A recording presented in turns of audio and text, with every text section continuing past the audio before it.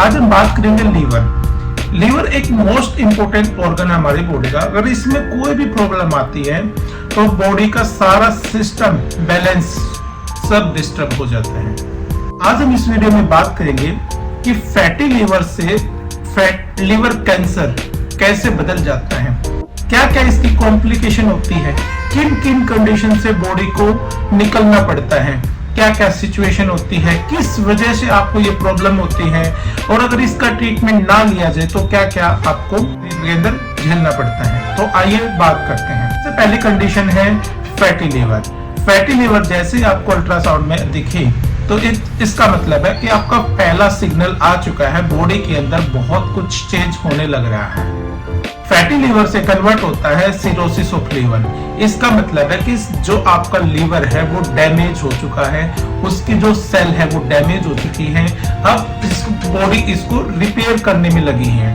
जैसे आपको नहीं देखा होगा कहीं जल जाता है, वह जलने के बाद हल्का सा स्कार फॉर्मेशन हो जाती है, वैसी ही कंडीशन लीवर के अंदर होती है। जब उसकी सेल वो डेड हो जाती है, वहां पे स्कार फॉर्मेशन हो जाती है। और ऐसा अगर लगातार चलता रहता है तो जो सेल है वो डिपॉजिट होना स्टार्ट हो जाती है लीवर के ऊपर, स्कार फॉर्मेशन। और मल्टीपल अगर स्कार फॉर्मेशन होते हैं तो लीवर का जो फंक्शन है, लीवर का जो साइज है वो या तो बढ़ने लग जाता है या लीवर का फंक्शन वो खत्म होने लग जाता है। हम पहुंच चुके हैं लीवर सिरोसिस, मतलब जो लीवर का साइज है वो बढ़ चुका है। उसके अंदर क्या होता है, सबसे पहले बढ़ने की वजह से जो लीवर के पास जो वेसल होती है जिससे ब्लड सप्लाई होता है, उसके ऊपर प्रेशर आता है और ब्लड सप्लाई नहीं हो पाता है।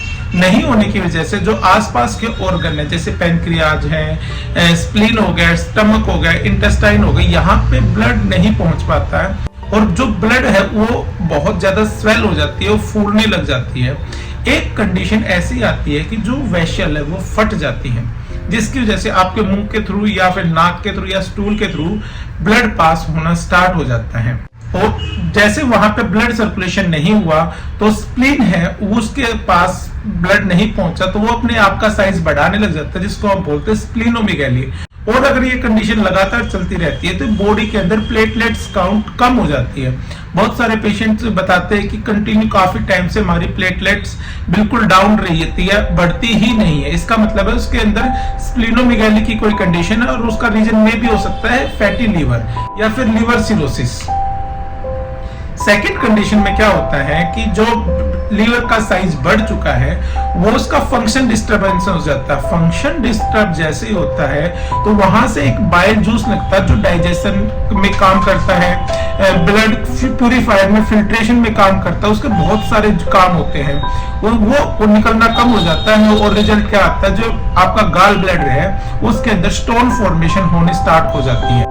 अगली कंडीशन स्टोन फॉर्मेशन हो गई। नेक्स्ट बाइल जूस हमारे पेट में नहीं गया, इसकी वजह से आपने जो भी खाना खाया उसका मेटाबॉलिज्म बिल्कुल डिस्टर्ब हो जाता है। कार्ब, प्रोटीन, फैट जो भी आप खा रहे हो उसका डाइजेशन डिस्टर्ब हो जाता है। जूस बाइल जूस जा नहीं रहा। अब अफेक्ट पड़ता है पेनक्रियाज के ऊपर। पेनक्रियाज जो भी आपने खाना उसको डाइजेस्ट करने के लिए इंसुलिन सेक्रेशन बढ़ा देती है स्टार्टिंग फेज में, और ऐसा लंबे टाइम से चलने की वजह से जो इंसुलिन है वो भी निकलना बंद हो जाता है। और रिजल्ट क्या होता है, आपको टाइप 2 डायबिटीज हो जाती है बॉडी के अंदर।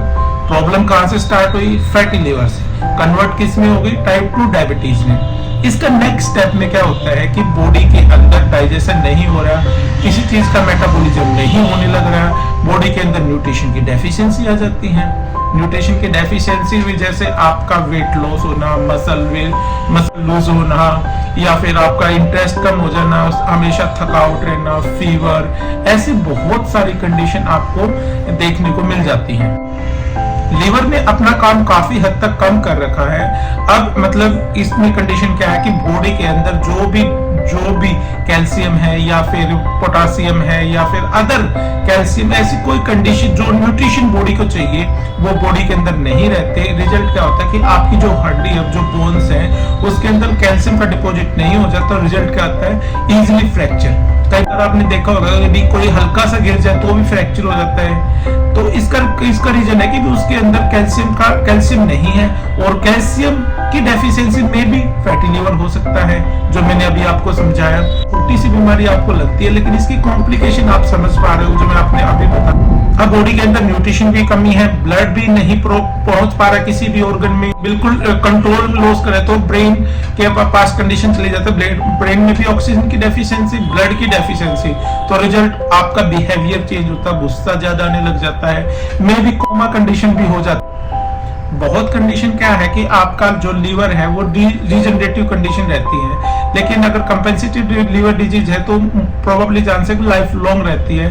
उसका आप कॉम्प्लिकेशन को ध्यान दें। अब अगर आपको कॉम्प्लिकेशन मैनेज कर पाए, आगे ना बढ़ने दिया, तो मे भी पॉसिबिलिटी आपको लीवर डिजीज वहीं रुक जाए, आप ठीक होने के चांस ज्यादा है। योगा, प्राणायाम, डेली अपना रूटीन, खान पान, अल्कोहल वगैरह, इनको बिल्कुल मेंटेन करें, बिल्कुल ना अल्कोहल वगैरह ऐसी कोई कंडीशन बिल्कुल ना लें। आपको भी ऐसी कोई कंडीशन है तो आप हमसे संपर्क कर सकते हैं।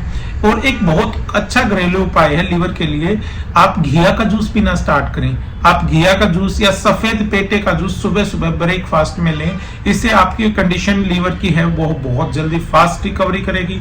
और इसके बावजूद अगर आपको कोई सिम्टम्स या कोई ऐसी कंडीशन लग रही है तो आप हमसे संपर्क करें। होम्योपैथिक में इसका बहुत बेस्ट ट्रीटमेंट है। आप हमसे बात करें, हम इसका रीजन जानेंगे और कहां तक आप किस स्टेज पे आपकी बीमारी पहुंच चुकी है वो देखेंगे, उसके बाद आपका ट्रीटमेंट देंगे। धन्यवाद।